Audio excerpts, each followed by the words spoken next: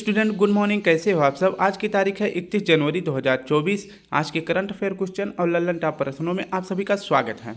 यह current affair question Kumar Gaurav sir के current affair से लिया गया है। हम पूरा कंटेंट रखते हैं, बस कोशिश करते हैं थोड़ी जल्दी बोलने के लिए, ताकि जो है हमारी वीडियो 15 से 20 मिनट में समाप्त हो जाए। तो बस आप सभी से इतनी सी रिक्वेस्ट है कि प्लीज़ वीडियो को सपोर्ट करें, लाइक करें, शेयर करें। जिन्होंने अभी तक सब्सक्राइब नहीं किया है तो प्लीज़ भाई बहन सब्सक्राइब जरूर करें।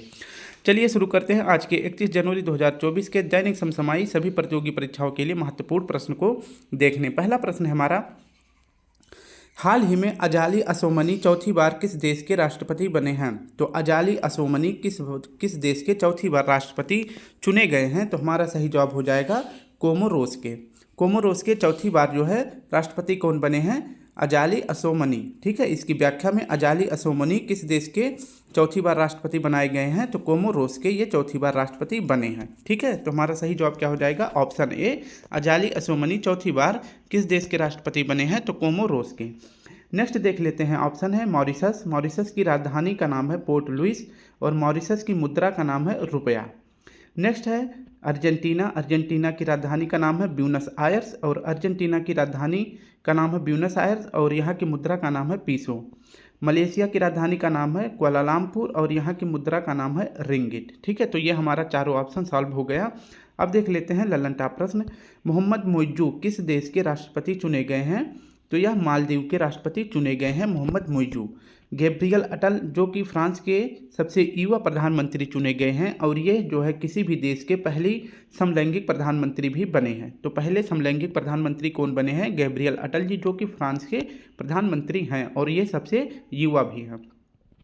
नेक्स्ट हमारा है अब्देल फतेह अल सीसी, ये किस देश के राष्ट्रपति हैं। तो ये मिस्र के राष्ट्रपति हैं और ये 2023 में हमारे गणतंत्र दिवस के मुख्य अतिथि बने थे, लेकिन 2023 के। ठीक है, 74वें क्रम के जो गणतंत्र दिवस हमारा 2023 में मनाया गया था उसके मुख्य अतिथि थे अब्देल फतेह अल सीसी। दूसरा प्रश्न है हमारा, हाल ही में टाटा समूह की भारत की पहली निजी हेलीकॉप्टर असेंबली लाइन स्थापित करने के लिए किसके साथ समझौता किया गया है। तो टाटा समूह की पहली निजी हेलीकॉप्टर असेंबली लाइन किस देश की कंपनी के साथ समझौता किया गया है। तो आपका सही जवाब हो जाएगा ऑप्शन डी, एयरबस के द्वारा।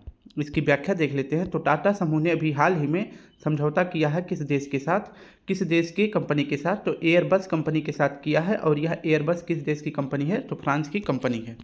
इसमें समझौता में क्या किया गया है कि H125 हेलीकॉप्टर को जो है इसके लिए जो है हेलीकॉप्टर असेंबली लाइन का समझौता किया है टाटा ने एयरबस के साथ। ठीक है, और H125 हेलीकॉप्टर इसका निर्माण कहाँ पे किया जाएगा। तो इसका निर्माण बड़ोदरा गुजरात में किया जाएगा।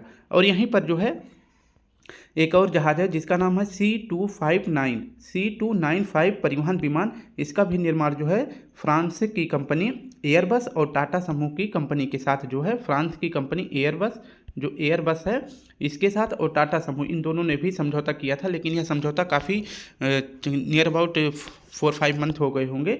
इस समझौते का भी समझौता किया गया था इसमें कि जो है C295 परिवहन विमान का भी निर्माण कहाँ पे किया जाएगा, बड़ोदरा के गुजरात में। ठीक है, तो दो समझौता हो गया है, एक तो H125 हेलीकॉप्टर और दूसरा है C295 परिवहन विमान है। और ये कैसा विमान है, तो ये हेलीकॉप्टर है। ठीक है, तो इन दोनों का निर्माण कहाँ पे किया जाएगा, बड़ोदरा गुजरात में। समझौता किसके बीच हुआ है, टाटा और एयरबस के बीच में। नेक्स्ट देख लेते हैं अब, MiG-21 बाइसन की आखिरी उड़ान कहाँ से भरी गई थी। तो बाड़मेर के उत्तरालाई स्टेशन से। प्रबल क्या है, यह लंबी दूरी की रिवाल्वर है, इसका निर्माण कानपुर में किया गया था। प्रचंड क्या है, यह हल्का लड़ाकू हेलीकॉप्टर है। जबकि तेजस क्या है, तो हल्का लड़ाकू विमान है। यह हेलीकॉप्टर है, यह विमान है। ठीक है, तो ध्यान रखेंगे। तीसरा प्रश्न हमारा, हाल ही में 75वें गणतंत्र दिवस परेड में किसकी झांकी को पहला स्थान मिला है। यानी 75वें गणतंत्र दिवस के परेड में सर्वश्रेष्ठ झांकी जो है किसकी चुनी गई है। तो आपका सही जवाब हो जाएगा संस्कृति मंत्रालय की। अब देख लेते हैं कि 26 जनवरी को जो है हर साल गणतंत्र दिवस मनाया जाता है। इस बार यानी कि 75वें गणतंत्र दिवस के मुख्य अतिथि कौन चुने गए थे, इमैनुअल मैक्रोन जी को बुलाया गया था, जो कि फ्रांस के राष्ट्रपति हैं। और 26वें गणतंत्र दिवस यानी 75वें क्रम का जो गणतंत्र दिवस था, इसका थीम रखा गया है भारत लोगों की जननी और विकसित भारत, यह इसकी थीम रखी गई है। और इसमें सर्वश्रेष्ठ झांकी जो है संस्कृति मंत्रालय की दिखाई गई है। ये इम्पॉर्टेंट है, ये भी झांकी प्रस्तुत की गई है। भारतीय महिला हॉकी टीम ने अपनी झांकी में किस राज्य की पहली महिला खिलाड़ी को प्रदर्शित किया है, ऐसा क्वेश्चन पूछे तो आपका सही जवाब हो जाएगा लद्दाख की महिला खिलाड़ी को भारतीय महिला हॉकी टीम ने अपनी झांकी में सम्मिलित किया था। चौथा प्रश्न देख लेते हैं। हाल ही में अंतर्राष्ट्रीय वुशु महासंघ ने किसे वर्ष 2023 की महिला वुशु एथलीट घोषित किया है? तो हाल ही में अंतर्राष्ट्रीय वुशु महासंघ ने किसे 2023 की महिला wushu athlete of the year चुना है? तो आपका सही जवाब हो जाएगा नाओरेम रोसिबिना। ठीक है, नाओरेम रोसिबिना को जो है अंतर्राष्ट्रीय वुशु महासंघ ने अपनी 2023 की पहली wushu athlete of the year चुना है।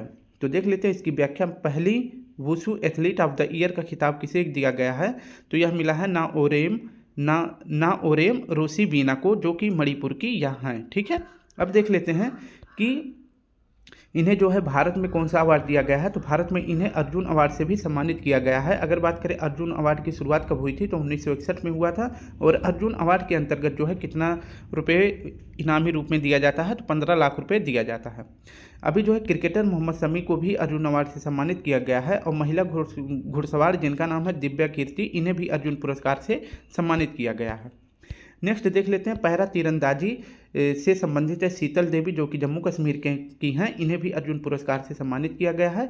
अब की बार 2024 में कुल 26 लोगों को अर्जुन पुरस्कार से सम्मानित किया गया है। मणिपुर राज्य की अगर बात करें कि स्थापना कब हुई थी, तो 1 जनवरी 1972 को इसकी स्थापना हुई थी। देश का पहला तैरता हुआ राष्ट्रीय उद्यान कौन सा है? तो देश का पहला तैरता हुआ राष्ट्रीय उद्यान है काबुल लामजाओ।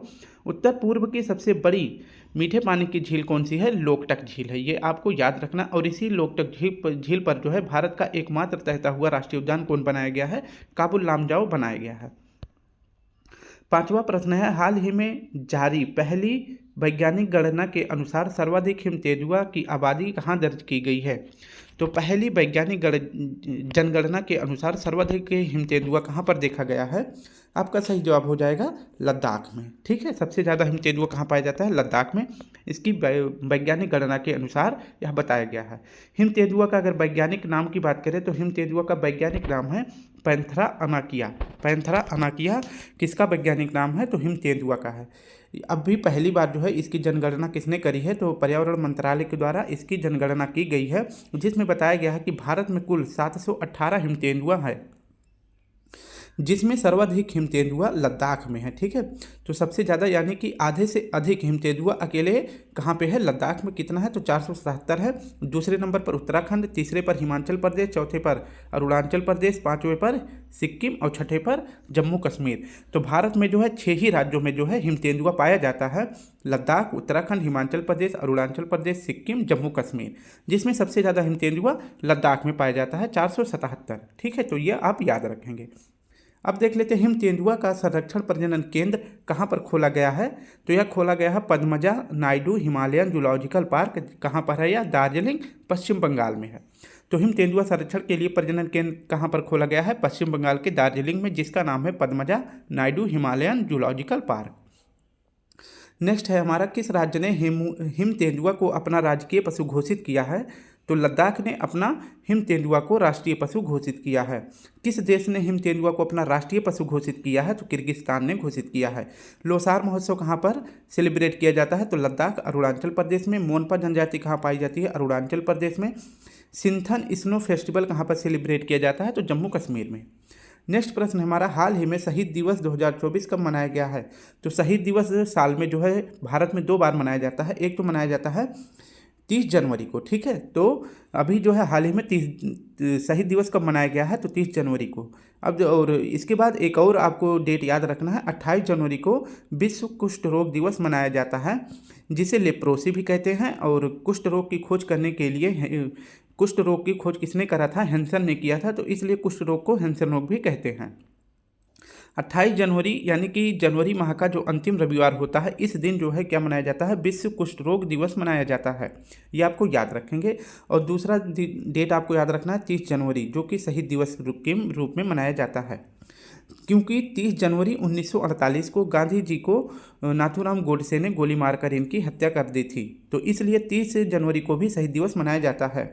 और दूसरा शहीद दिवस कब मनाया जाता है? तो यह मनाया जाता है 31 मार्च को। ठीक है, क्योंकि 31 मार्च 1931 को 23 मार्च 1931 को भगत सिंह को फांसी की सज़ा दे दी जाती है, इसलिए शहीद दिवस मनाया जाता है हर साल 30 मार्च को, और एक शहीद दिवस मनाया जाता है 30 जनवरी को। ठीक है, अब देख लेते हैं चंपारण सत्याग्रह महात्मा गांधी से संबंधित कुछ स्थान हैं और कुछ डेट याद रखते हैं। तो चंपारण सत्याग्रह कब हुआ था, तो यह 1917 में हुआ था। ठीक है, तो चंपारण सत्याग्रह कब हुआ था, 1917 में। यह पहला महात्मा गांधी का पहला सत्याग्रह था। इसमें जो है नील की खेती का विद्रोह किया गया, तीन कठिया पद्धति का भी विद्रोह किया गया था। ठीक है, तो नील की खेती और तीन कठिया पद्धति का विरोध किया गया था चंपारण सत्याग्रह में, जो कि 1917 में हुआ था। और अगर बात करें कि महात्मा गांधी को किसने बिहार बुलाया था, तो राजकुमार शुक्ला ने महात्मा गांधी को चंपारण बिहार में बुलाया था। असहयोग आंदोलन कब शुरू हुआ था, तो 1 अगस्त 1920 में शुरू हुआ था। इसी दिन जो है महात्मा गांधी ने अपनी केसर-ए-हिंद की उपाधि त्याग दी थी। और असहयोग आंदोलन कब बंद हुआ था, तो यह बंद हुआ था चौरी चौरा घटना 5 फरवरी 1922 के दिन जो है असहयोग आंदोलन बंद कर दिया जाता है। अगर बात करें चौरी चौरा स्थान ये कहाँ पे है, तो यह गोरखपुर में है। भारत छोड़ो आंदोलन कब शुरू किया गया था, तो यह शुरू हुआ था 1942 में। इस दिन जो है उस समय जो है भारत के वायसराय कौन थे, लेन लिथगो थे, और इसी समय जो है महात्मा गांधी ने करो या मरो का नारा भी दिया था। हमारा 7वां प्रश्न है, वर्ष 2023 में दुनिया की सबसे ज़्यादा बिकने वाली कार निर्माता कंपनी कौन है। तो 2023 में सबसे ज़्यादा कार बेचने वाली कंपनी कौन सी है, तो यह टोयोटो है। ठीक है, तो 2023 में विश्व की सर्वाधिक कार बेचने वाली कंपनी टोयोटो है। यह जो है पिछले 4 सालों से नंबर 1 पर बनी हुई है। ठीक है, तो 4 सालों से जो है टोयोटा कार बेचने में सबसे 1 नंबर पर बनी हुई है। अगर बात करें टोयोटा किस देश की कंपनी है, तो यह जापान की कंपनी है। और दूसरे नंबर पर है वोक्सवैगन, जो कि यह दूसरे स्थान पर है। और यह वोक्सवैगन किस देश की कंपनी है, तो यह जर्मनी की कंपनी है। अगर बात करें जापान के पीएम कौन है, तो फूमियो किशिदा हैं। और जापान की राजधानी टोक्यो है। और जापान का जो शेयर मार्केट है इसका नाम है निक्की। नेक्स्ट हमारा है जापान की संसद का क्या नाम है, तो जापान की संसद का नाम है डाइट। और जापान में 4 मुख्य द्वीप पाए जाते हैं, जिनका नाम है होक्काइडो, होन्शु, क्यूशु और शिकोकू। सबसे बड़ा द्वीप कौन सा है, तो यह होन्शु है। इसी पर जो है जापान की राजधानी टोक्यो स्थित है। एशिया का सबसे पुराना शेयर मार्केट कब स्थापित हुआ था, तो 1875 में। 8वां प्रश्न है, हाल ही में देश में पहली बार उत्तरी अमेरिका प्रवासी पक्षी लाफिंग गल कहाँ देखा गया है, तो उत्तरी अमेरिका का मूल पक्षी है जिसका नाम है लाफिंग गल। यह अपने भारत में पहली बार कहाँ देखा गया है, तो आपका सही जवाब हो जाएगा केरल में। अब इसकी व्याख्या देख लेते हैं। तो लाफिंग गल पक्षी, या लाफिंग गल क्या है, एक पक्षी है जो कि उत्तरी अमेरिका का मूल पक्षी है। और यह उड़ते हुए आप देख सकते हैं कि उत्तरी अमेरिका कहाँ पे, उत्तरी अमेरिका को से पूरा अटलांटिक महासागर पार किया, फिर अफ्रीका महाद्वीप पार किया, फिर हिंद महासागर पार करके अपने भारत में आया है। और किस स्थान में, तो भारत में आया है यह केरल में, और यह पहली बार आया है। अगर बात करें केरल में कहाँ पर, तो कासरकोड जिला में। कासरकोड जिला से संबंधित एक महत्वपूर्ण जानकारी है। कासरकोड जिला भारत का पहला जिला है जो स्वयं का पशु, पक्षी, पेड़, फूल घोषित किया है। तो क्वेश्चन पूछे कि भारत का कौन सा ऐसा जिला है जिसने स्वयं का पशु, पक्षी, पेड़, फूल घोषित किया है, तो आपका सही जवाब हो जाएगा कासरकोड जिला, जो कि केरल में है। अगर बात करें कि लाफिंग गल पक्षी यह उत्तरी अमेरिका का है। अगर बात करें लाफिंग गैस कौन सी है, तो यह नाइट्रस ऑक्साइड है जिसका सूत्र होता है N2O। ठीक है, साइबेरियन क्रेन जो है यह भारत में कहाँ पर आता है, तो केलादेव घाना पक्षी अभ्यारण्य में आता है, राजस्थान में। गोल्डन टाइगर पहली बार भारत में कहाँ देखा गया था, तो काजीरंगा राष्ट्रीय उद्यान में देखा गया था, जो कि असम में है। कल्याणी अम्मा किसके लिए प्रसिद्ध है, तो यह मोहिनी अट्टम नृत्य के लिए प्रसिद्ध है। सबरीमाला मंदिर यह कहाँ पर है, तो यह केरल में है। और यह मंदिर किस भगवान को समर्पित है, भगवान अयप्पा को समर्पित है। मोपला विद्रोह कब हुआ था, तो 1921 में हुआ था, और कहाँ पर, केरल में हुआ था। नेक्स्ट प्रश्न देख लेते हैं। 9वां प्रश्न है, हाल ही में लघु वन उपज खरीदने हेतु लाभ योजना की घोषणा किसने की है, तो हाल ही में लघु वन उपज खरीदने हेतु लाभ योजना की घोषणा किसने करी है, तो आपका सही जवाब हो जाएगा ओडिशा ने। ठीक है, तो लाभ योजना कहाँ पे शुरू किया गया है, ओडिशा में। अब इसकी व्याख्या देख लेते हैं। तो लाभ लिखा है लेकिन ये लाभ नहीं होता, LABHA ये ऐसे लाभ होता है, इसका लाभ नहीं लिखना है। ठीक है, तो लाभ योजना कहाँ पे शुरू किया गया है, ओडिशा में शुरू किया गया है। किसके द्वारा, तो CM नवीन पटनायक जी के द्वारा यह योजना शुरू की गई है। और यह योजना लाभ योजना क्यों शुरू की गई, क्योंकि लघु वन उपज को न्यूनतम समर्थन मूल्य पर बेचना, यानी कि जो आदिवासी लोग हैं वो अपने जंगली सामानों को एक मिनिमम प्राइस पर, यानी कि इससे से कम जो है इस दाम पर कोई भी सामान नहीं बेच सकते हैं आदिवासी लोग। क्योंकि जैसे कि मान लीजिए कोई सामान अगर 10 रुपये का है तो इससे नीचे नहीं बेच सकते हैं। नहीं तो कहीं कहीं पे आप देखते होंगे कि व्यापारी जो है 10 रुपये का भी सामान में वो करते हैं, झंझट करते हैं कि आप इससे जो है 7 में बेच दीजिए, 8 में बेच दीजिए।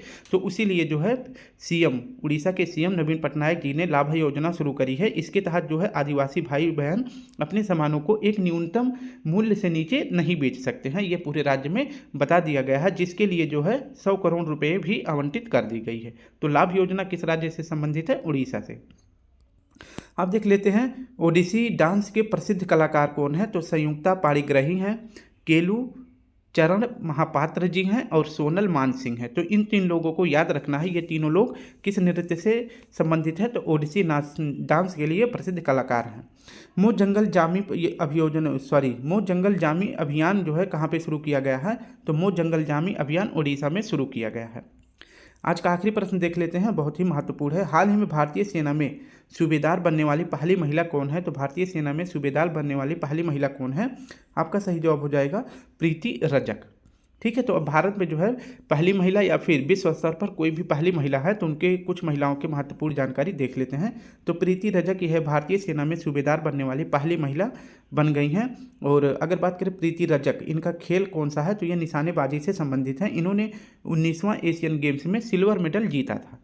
ठीक है, तो इस प्रकार से जो है प्रीति रजक जी को भारतीय सेना में सूबेदार बनाया गया है। इस प्रकार ये भारत की पहली महिला बन गई हैं।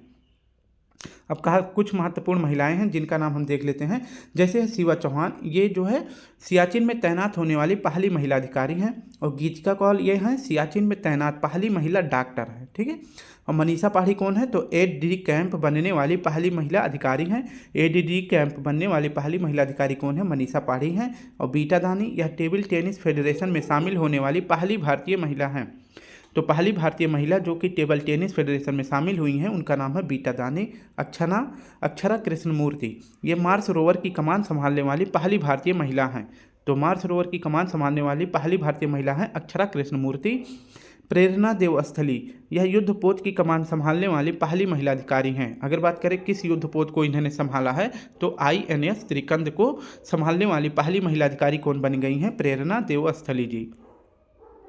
नेक्स्ट हमारा क्रिस्टीना कोच, यह अमेरिका की हैं और ये चांद पर जाने वाली पहली महिला अंतरिक्ष यात्री बन गई हैं। नीना सिंह कौन है? तो यह CISF की पहली महिला हेड बनी है। तो CISF की पहली महिला हेड कौन बनाई गई हैं? तो नीना सिंह बनाई गई हैं। तो ये कुछ महत्वपूर्ण महिलाओं के बारे में याद रखना। एक लास्ट प्रश्न है, तन्मय अग्रवाल ने घरेलू प्रथम श्रेणी क्रिकेट में सबसे तेज ट्रिपल सेंचुरी बनाया वर्ल्ड रिकॉर्ड। ठीक है, तो सबसे तेज जो है घरेलू प्रथम श्रेणी में ट्रिपल सेंचुरी बनाकर वर्ल्ड रिकॉर्ड किसने बनाया है? तो तन्मय अग्रवाल ने बनाया है। तो डियर स्टूडेंट एंड मेरे भाई बहन, आप सभी से रिक्वेस्ट है कि अगर वीडियो अच्छी लगे तो प्लीज़ वीडियो को लाइक शेयर कमेंट करें। जल्दी जल्दी बोलते हैं तो थोड़ा सा हो सकता है कि कंटेंट इधर उधर हो जाए, क्योंकि जल्दी जल्दी बोलते हैं इसलिए वीडियो जो है काफ़ी छोटी समय में बन सकती है। अगर आराम से बोलेंगे तो यह वीडियो जो है कम से कम 50 मिनट से तो बन ही जाएगी। ठीक है, तो चलिए कल फिर मिलते हैं। अगर आप सभी को इसका PDF चाहिए तो मैं इस वीडियो के कमेंट बॉक्स के नीचे अपना टेलीग्राम लिंक दे दूंगा, आप वहां से इसका PDF डाउनलोड कर लेंगे। तो कल मिलते हैं। आज के लिए आप सभी को प्यारा सा जय हिंद, जय भारत।